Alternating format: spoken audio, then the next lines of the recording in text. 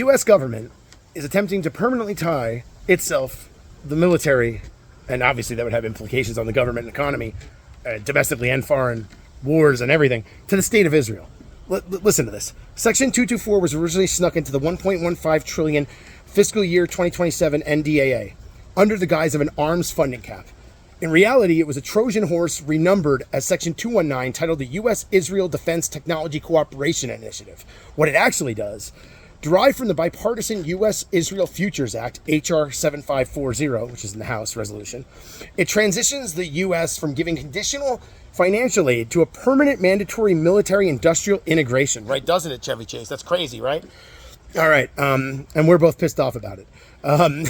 It installs a permanent Pentagon executive agent to merge AI or artificial intelligence, quantum computing, autonomous drone fleets, and cybersecurity grids. The trap for the future presidents. Standard military aid packages can be vetoed, paused, or conditioned by a president. But Section 219 interconnects data infrastructure, networks, and supply chains, permanently locking the U.S. into Israel's military grid. It makes stripping or blocking future weapons transfers nearly legally impossible for any future administration. Wrap your heads around that.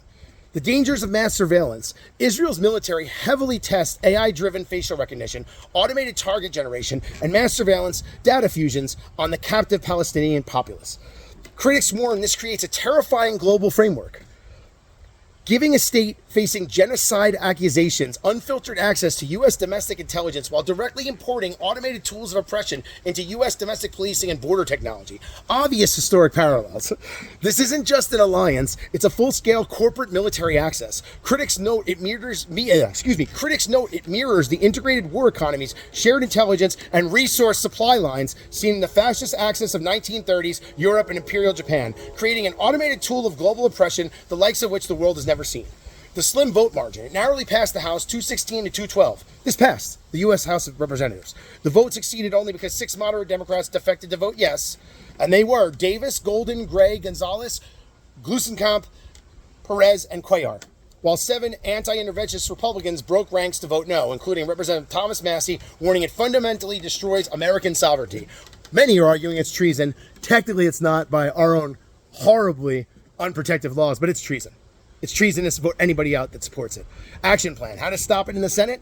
Because the House and Senate passed different versions of the NDAA, and the Senate originally stalled its own version due to intense pushback, the bill is encountering Reconciliation Committee chambers. Activists must pressure special swing senators now to prevent Section 219 from being quietly inserted into the final reconciled bill. U.S. senators to target immediately. Focus all phone calls, sit-ins, and digital campaigns on moderate and vulnerable swing state senators who face heavy re-election pressure or have shown sensitivity to anti-war constituent backlash. They say the Democratic New York Senator Kirsten Gillibrand, Senator John Tester, D., Montana, and Senator Sherrod Brown, D. Ohio.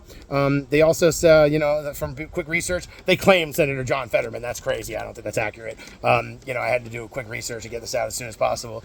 Senator Rand Paul of Kentucky, and Senator Mike Lee of Utah. But also just target the leaders of the Senate, target the Speaker of the House, Mike Johnson, who's for this, target everybody that you can. Those are some of the people they recommend upon some research to target, but there's other ways you could also build pressure against this and not literally cause terror around the world and possibly a genocide in America of God knows who.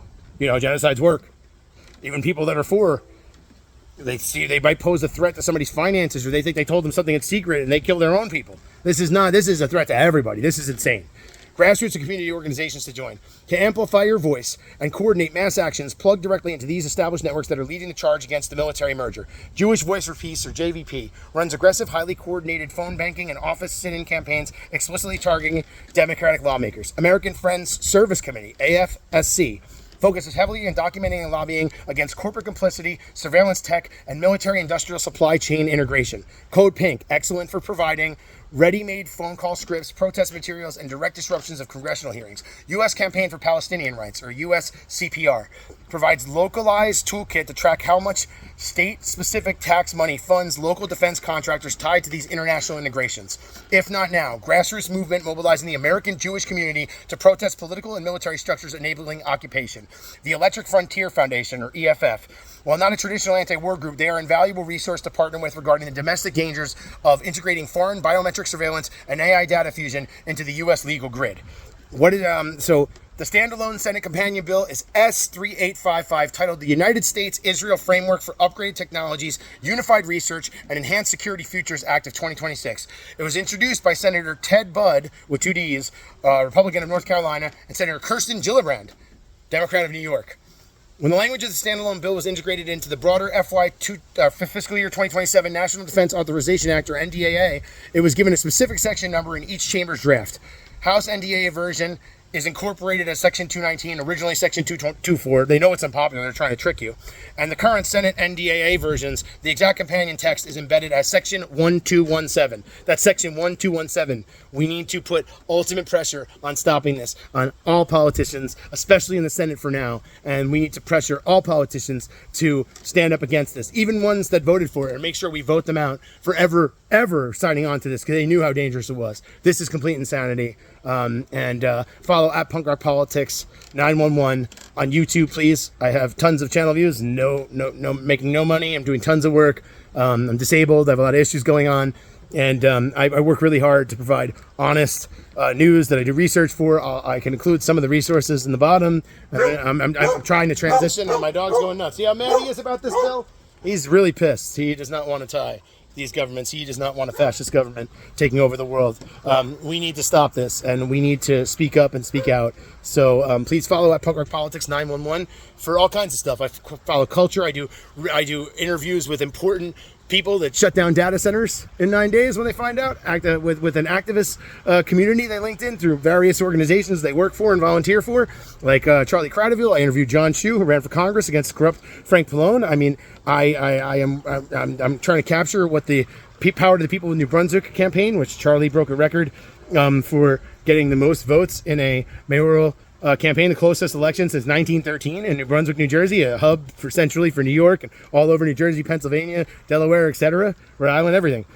Shipping all kinds of important things, Rutgers University, I've interviewed TBX of Leftover Crack and Reagan Youth, Madam St. Beatrice, the people from Playboy Man Baby. I haven't released yet. I did my first press pass at Camp Punksylvania, who has a lot of DIY independent roots and vendors and the people that put on the show, and they have their own media network and that's independent. They have take great care of the bands, and there's just a lot of great stuff going on. I'm tying in the whole culture of local activism, of national and international stories. I'm bringing it all to you. So please also, if you can, any little bit helps.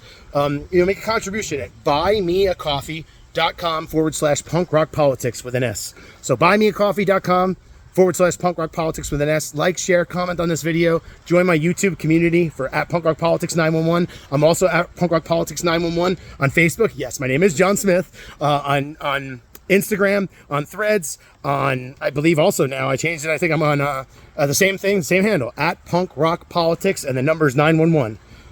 So politics with an S and 911 as the numbers. So at Punk Rock Politics 911. Also on TikTok, on Upscrolled, which you should definitely join and participate in. They don't, they let the videos naturally come to you in the feed, and whatever gets liked and supported.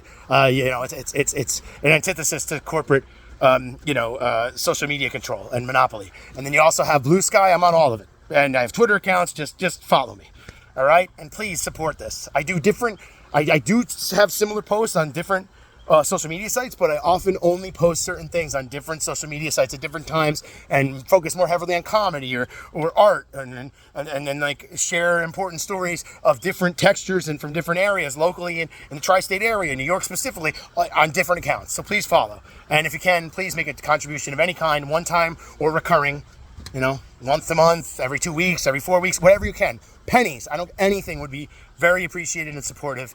I'm disabled. I'm trying to make this work so that, when I can't focus, or when I can't, I can do it on my own time. I really appreciate it. I'm doing everything I can to make this possible. Just make a contribution at buymeacoffee.com/punk rock politics. Thanks. Spread this message. Obviously, what I was talking about, we cannot tie the U.S. government to the Israeli government, ever. We need to make sure that is resoundingly known by our government, because this is not a majority opinion.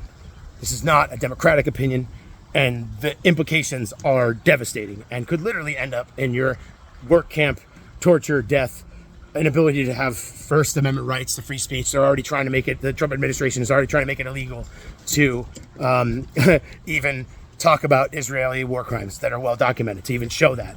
They are trying to punish journalism. They have Amy Goodman from Democracy Now! On a list. They put all kinds of people on a list. I'm sure I'm on some list. I'm maybe not important enough yet to directly, put enough on Front Street so everybody knows, but a lot of us are on lists, and all we're trying to do is the democratic, humane, just thing. So get this out. Let's stop this ridiculous tie.